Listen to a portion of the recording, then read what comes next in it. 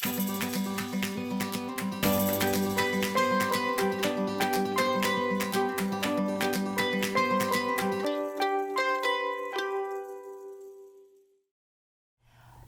and welcome to another edition of Between Two FARS. I'm Warneke Miller, here once again with the amazing Michael Mark at NASA Langley Research Center. Michael is a veteran procurement attorney with almost 40 years of experience. He's spent over 20 years in the Air Force working procurement matters and has spent the last over 19 years now here at Langley also working procurement for us. Now we've been talking a little bit about research and development and STTR contracts, and I want to shift gears a little bit today to talk about the unique animal, the STTR procurement. Can you tell us a little bit about that? Sure. Well, the STTR contracts are small business technology transfer contracts. It's another statutory creature similar to the SBIR. There is a congressional line in the budget for the STTR. It's run out of the headquarters. Science and Technology Mission Director at STMD tends to run them. And they put out a call, much like they do for the SBIR program. And companies will respond with proposals in the topic areas that we list. The main difference is that under the STTR program, the small business has to team up through a cooperative agreement that it enters into with a nonprofit entity, typically a university or a university research foundation of one sort or another. They team up together to take this technology and develop it further.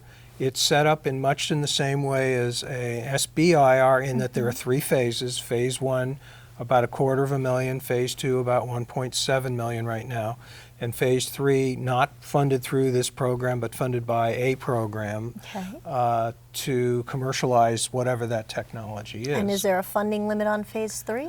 No, there is no funding limit on phase three. They typically run between, I don't know, 3 and 10 million or so. Some go a little bit higher, some don't. But it's whatever the program can afford. And to bring this technology to the point where the TRL level that we had discussed before is in that 7, 8, 9 range, which is where things are usually fielded. Now we talked a little bit about moving from phase one to phase two or phase two to phase three.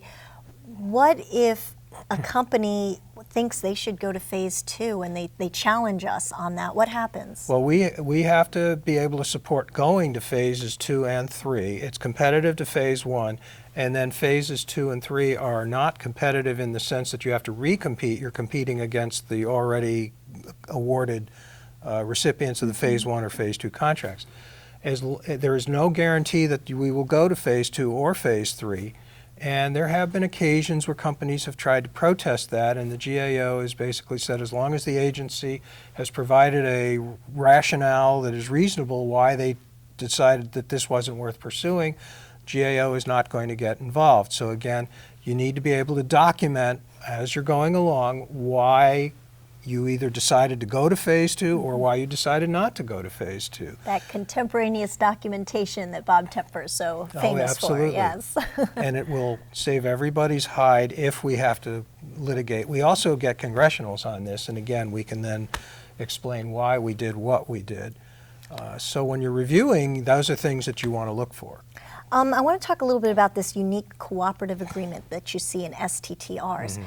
Is NASA a party to that agreement? No, it's between the small business and the nonprofit. We are sort of the third-party beneficiary of that, but it is a requirement of the program.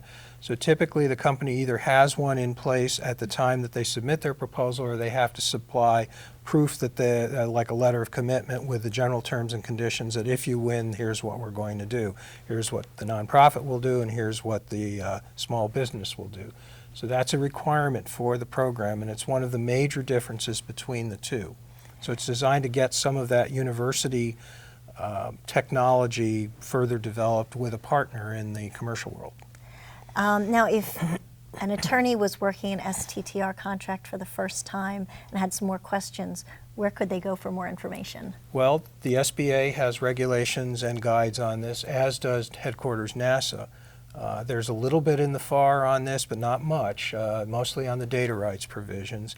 And then there are attorneys who do work in this area from time to time. The research centers tend to deal with that. So if you're not at a research center, or if you're at a research center and haven't dealt with it, you may want to talk to one of your attorneys that does these kinds of things.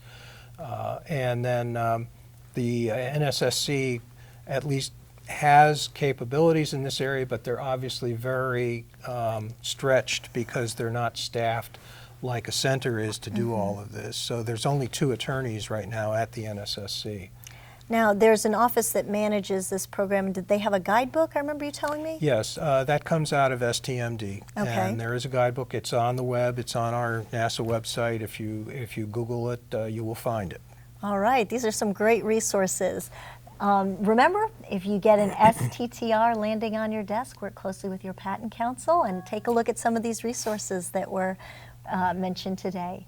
Thank you so much for joining us. We look forward to seeing you again in the next episode of Between Two FARS.